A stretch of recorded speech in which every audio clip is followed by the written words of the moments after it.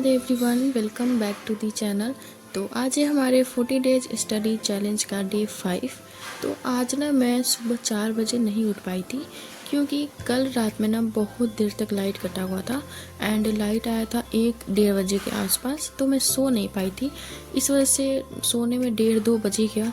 And उसके बाद फिर मैं 4 बजे अलार्म तो बजा बट मेरा मन बिल्कुल उठने का नहीं हुआ, तो मैं नहीं उठ पाई 4 बजे। तो मैं उठी थी 6 बजे एंड उसके बाद फिर मैंने घर का काम ख़त्म किया, खाना वाना बनाया।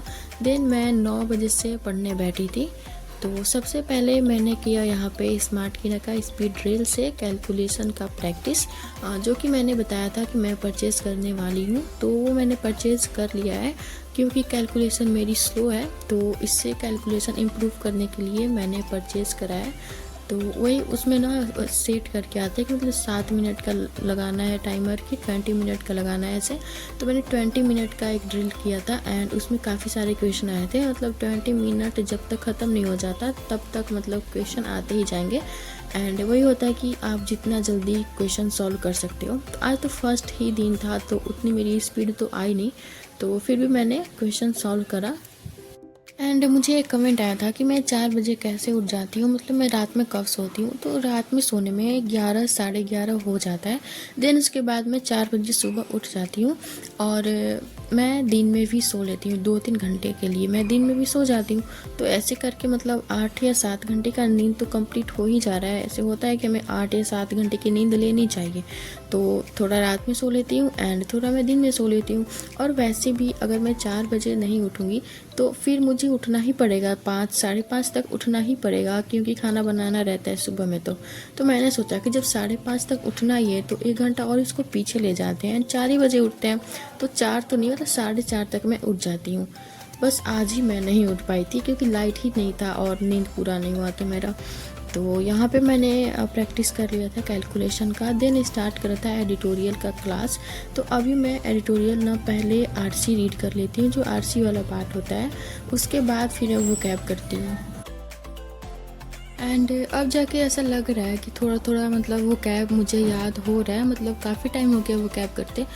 तो अब लगता है कि हाँ चलो थोड़ा बहुत याद हो रहा है। देन उसके बाद फिर मैंने अपना कंप्लीट कर लिया था एडिटोरियल का क्लास। देन मैंने सेक्शनल लगाया था एंड आज मैंने एसबीआई क्लर्क का मॉक लगाया है। तो सबसे पहले मैंने क्वांट्स का सेक्शनल लगाया था जिसमें मैंने अटेम्प्ट किए थे 21 क्वेश्चन, जिसमें मेरा एक क्वेश्चन गलत हो गया था एंड मेरा मार्क्स बना था 19.75 और एक्यूरेसी 95 थी क्योंकि एक क्वेश्चन मेरा गलत हो गया था।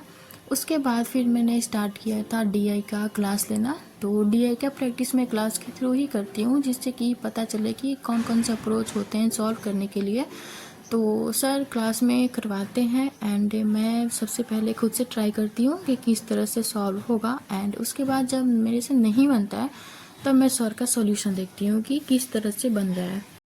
एंड आज ना मैंने पजल्स का प्रैक्टिस टेक्स्ट बुक से किया था। जैसे टेक्स्ट बुक में छोटे छोटे टॉपिक टेस्ट भी होते हैं, पजल का अलग हो गया, सीटिंग अरेंजमेंट का अलग हो गया, मतलब मिसलेनियस का अलग, इस तरह से अलग अलग होता है। तो मैंने वहीं से आज प्रैक्टिस किया था पजल्स का।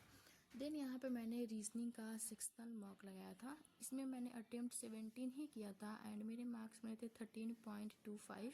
और क्योंकि क्या हुआ इसमें 2 पजल था जो काफ़ी ज़्यादा हार्ड लगा और बड़ा भी था, लेंदी टाइप का था, तो मैंने वो छोड़ दिया था, नहीं बना था मेरे से। एंड एसबीआई क्लर्क का था, टेक्स्ट बुक से था। मैंने टेक्स्ट बुक से ही दोनों आज लगाया है और दोनों एसबीआई क्लर्क का ही है, क्वांट एंड रीजनिंग।